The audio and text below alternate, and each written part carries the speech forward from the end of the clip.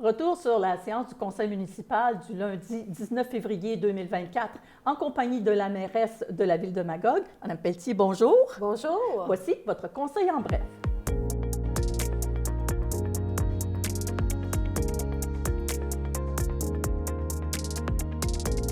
Le premier sujet sur lequel on revient, eh bien, c'est le 4.2, demande de collaboration pour la cessation du sifflet du train.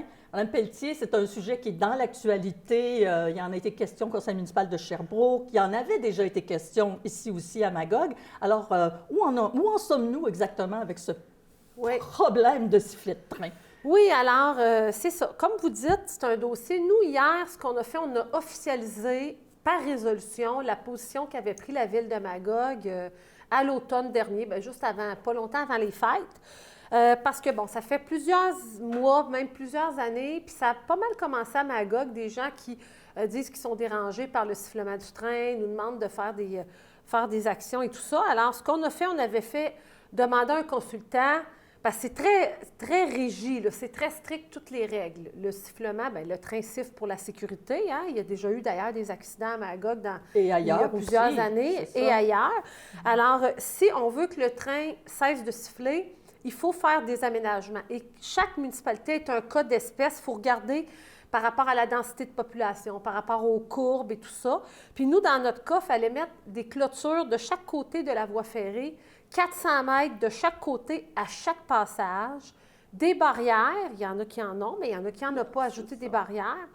Tout ça ensemble, puis là, ça devenait une responsabilité. C'est comme la ville qui est responsable de ces travaux-là.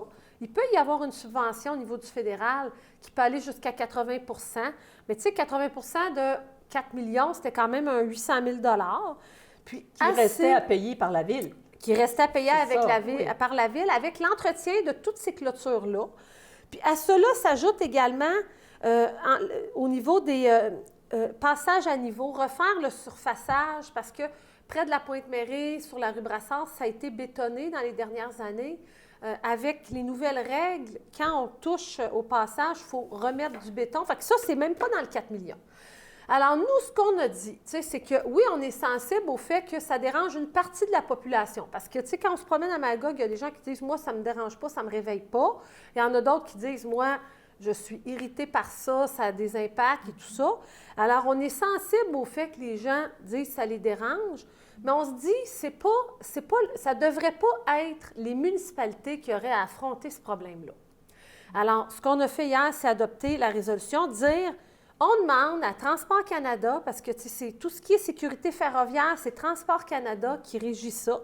On demande à Transport Canada de revoir ses règles, de les moderniser, de dire, tu sais, avec les technologies, il y a peut-être moyen de ne pas compromettre la sécurité des citoyens, sûr, oui. Mais en atténuant peut-être les impacts sonores, surtout la nuit.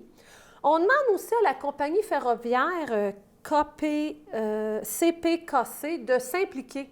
Parce qu'on se dit, c'est une compagnie privée, puis on fait le parallèle dans notre parc industriel.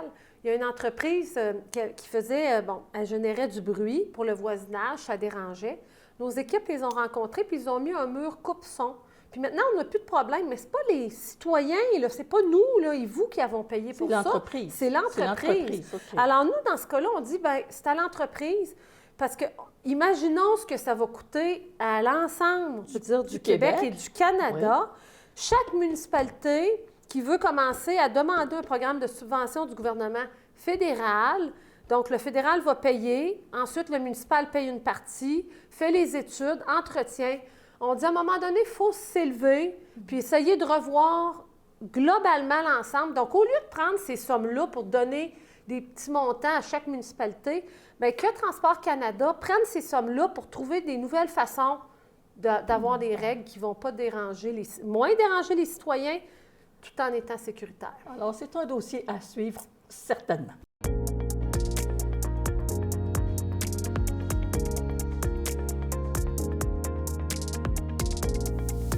Puis le point qu'on aborde ensuite, c'est le 9.1, entente avec Éco-entreprise Québec. C'est une obligation que la Ville a, je pense, de faire des ententes avec Entreprise Québec. Oui, tout à fait. C'est une loi qui a été modifiée par le gouvernement du Québec, la loi sur la qualité de l'environnement, qui concerne le règlement sur la collecte sélective. Donc, dans les faits, pour Nos bacs bleus? nos bacs bleus, tout à fait.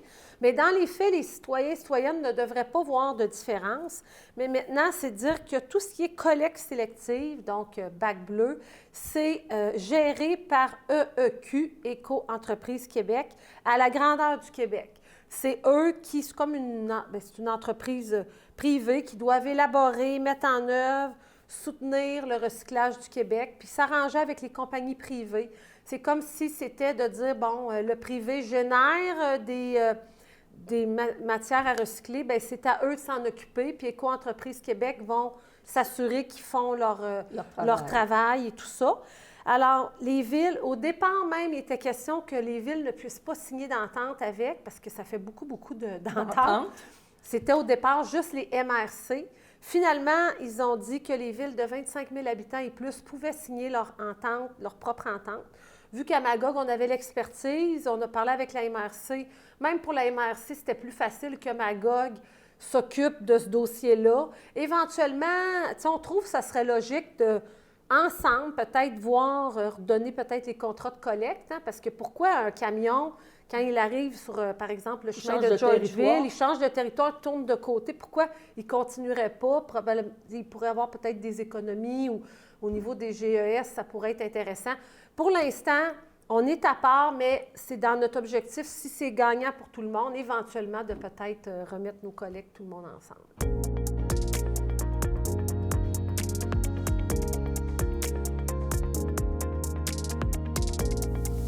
Le point suivant, le 10.8, projet d'ensemble appartement Magog-Estrie sur la rue de l'Évêque. Alors, c'est un nouveau projet d'hébergement, en fait, d'habitation. Alors, ça consiste en quoi, ce projet-là?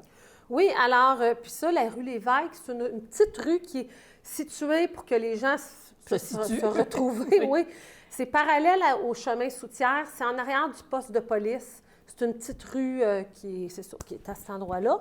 Puis, ça permet... Bon, déjà, le zonage permet ce type d'habitation, donc on n'avait pas de changement de zonage, d'amendement de zonage.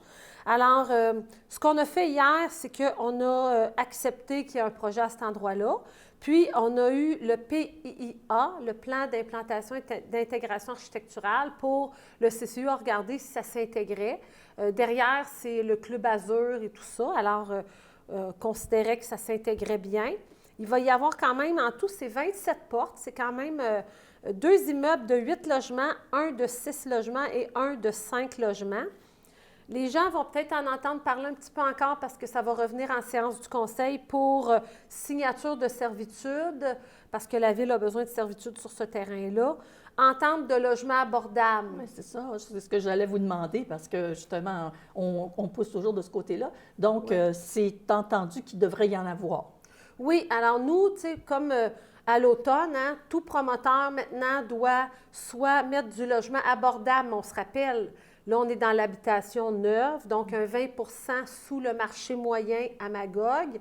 Alors, c'est sûr que c'est quand même assez dispendieux, mais on se dit qu'avec ça, on se rappelle, il va y avoir peut-être un jeu de chaises. Des gens vont décider de laisser leur appartement peut-être plus abordable pour aller dans le neuf à 20 sous le marché. Alors, cette signature-là va venir. Puis, c'est ça. Nous, dans le fond, c'est un nouveau projet, puis c'est des hébergements, c'est long terme. C'est pas du court terme. Est-ce que ça va être condo ou locatif? On ne le sait pas. Mais on est, tu sais, c'est à des portes de plus, on a besoin d'habitation. Donc, c'est quand même une bonne nouvelle. Puis, c'est un bel endroit aussi parce que c'est pas très loin du lac et de la piste cyclable. Oui, tout à fait.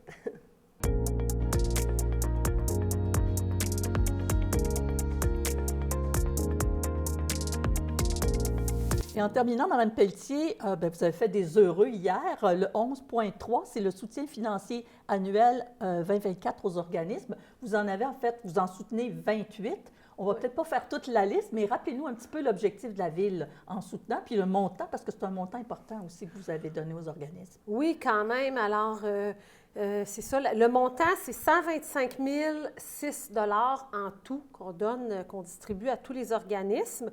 À cela s'ajoute un petit montant là, de près de 4 000 $, parce qu'on a une politique familiale, puis le troisième enfant et plus, troisième, quatrième et et plus dans les enfants qui font la même activité, la Ville va rembourser les inscriptions aux jeunes. Alors, il y a ça qui s'ajoute. Mais nous, dans le fond, c'est ce qu'on souhaite, c'est soutenir ces organismes-là parce qu'on trouve qu'on est tellement chanceux d'en avoir autant sur notre territoire. Des fois, c'est pour les besoins de base, hein, des organismes communautaires qui peuvent aider des personnes handicapées, aider au niveau de ceux qui ont besoin de soutien pour se nourrir puis bien manger. On est là des fois, hein, c'est dommage.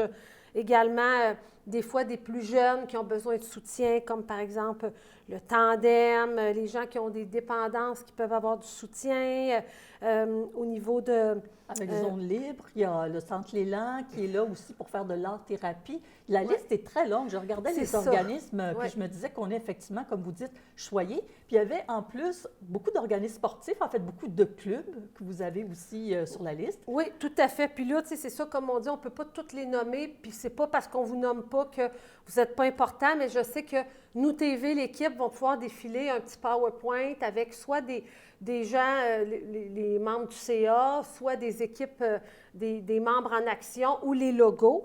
Alors, comme vous dites, organismes sportifs aussi. Donc, on est content, oui, des besoins de base, mais pour occuper nos jeunes, nos moins jeunes, hein, parce que ça aide aussi à tout ce qui est santé mentale et tout ça. Socialiser, c'est la clé. Oui, complètement. Organismes culturels, on a Artem également. Puis, alors nous, quand on dit, bon, hier, on a parlé de montant, mais à cela s'ajoutent aussi des locaux. Certains de ces organismes ont des locaux dans nos bâtiments, donc également, on peut leur prêter des salles pour des rencontres annuelles, l'Assemblée générale annuelle. Ils ont des critères à répondre. Ils doivent avoir des assurances. On veut s'assurer qu'ils offrent un service à notre population réellement.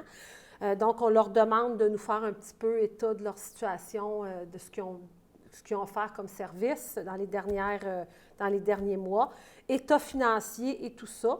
Alors, on leur donne, oui, soutien financier, comme ça a été dit, des locaux, mais aussi publicité. Comme ces temps-ci, on parle d'inscription dans le domaine sportif. Alors, sur la page Facebook de la Ville, on voit lancement des inscriptions baseball, soccer, nos affiches d'entrée de ville. Ils peuvent afficher leurs événements, leurs inscriptions. Alors, pour nous, là, c'est parce que s'ils n'étaient pas là, bien, ça serait des moins bons services à notre population. Alors, c'est pour ça que nos équipes puis le conseil municipal, on est bien dédiés. J'en profite pour les remercier chaleureusement pour tout leur bénévolat, parce que tous ces organismes-là fonctionnent avec des petits budgets et beaucoup de bon cœur. Oui, complètement. Alors, merci à tous ceux qui sont impliqués de près ou de loin dans tous ces organismes qu'on a le plaisir d'avoir à Magog. Puis, en terminant, on peut rappeler une assemblée du Conseil, une assemblée spéciale de consultation qui va avoir lieu le mardi 27 février. Oui. Déjà, c'est la semaine prochaine, oui. À 18h30. Hein? Oui, c'est ça. Puis là, rappelez-vous, on a mis 7 heures maintenant pour mêler moins les gens. Là, étant donné que c'est une grande assemblée de consultation, on l'a mis à 18h30. Alors, c'est un rendez-vous s'il y a des sujets qui vous interpellent, mais on va être diffusé sur nos TV. Merci beaucoup, Mme Pelletier. Merci.